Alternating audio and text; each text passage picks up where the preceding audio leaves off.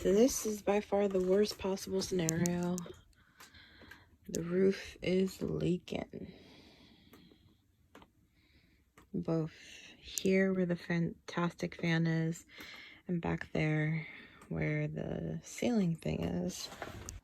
So if you clicked on this video and thought, oh, okay, so the roof is leaking, that must be what's wrong. No. No, no, no, no, no. The roof leaking was already one of my mistakes. I believe that was my second mistake. The video has just started. So my husband came in the next day and helped me patch up the leak on the top of the roof. And then since he was there, I asked him if he could just hold up the upper cabinet that I built just so it'd be easier to screw it in. It actually came out really, really great, which is why the next part makes me so sad.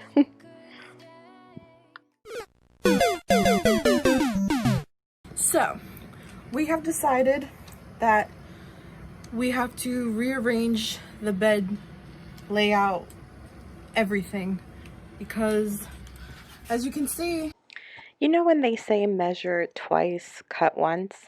Well, I didn't really do that.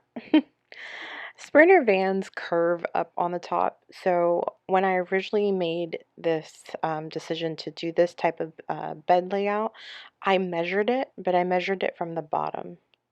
And as the closet thing grew, you know, because I didn't really know how tall I was going to make it, but I made it pretty tall. The higher up you go, the measurements change. So I went ahead and jumped right into taking everything down.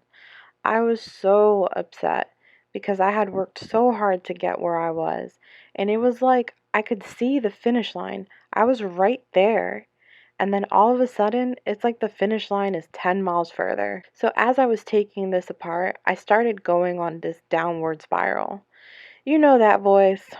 You know that voice that says, throw in the towel. It's just too hard. No one but you and Ungud and your sister know. It's no big deal.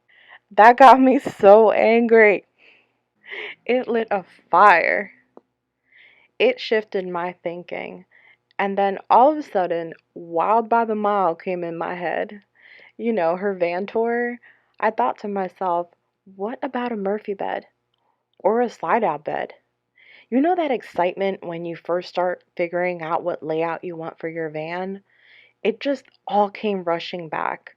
And all those dozens of van tours I watched and all those pins on my Pinterest just uplifted my spirit. I won't ever lie to y'all. Building this van has tested me. The person that I was a year ago would have quit right here and then. I had spent so much money and living in this space which already brings this learning curve. To add to that an unfinished construction zone, this plays on every possible nerve you have.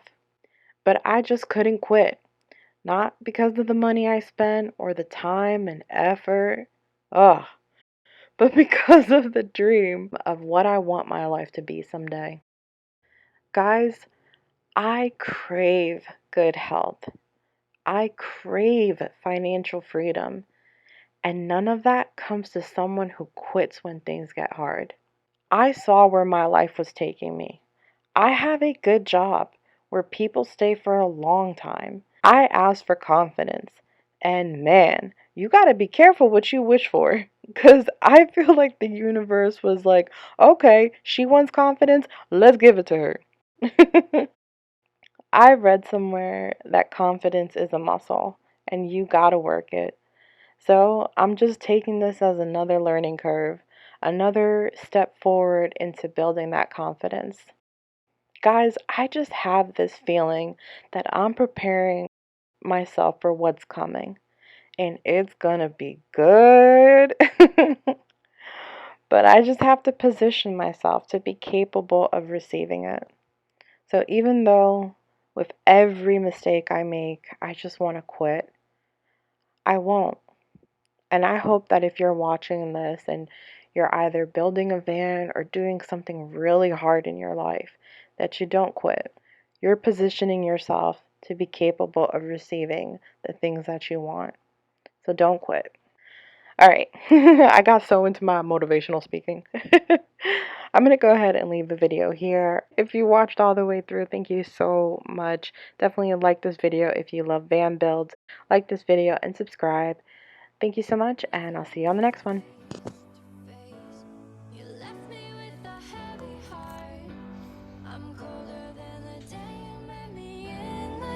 Just so you guys can see where I'm at.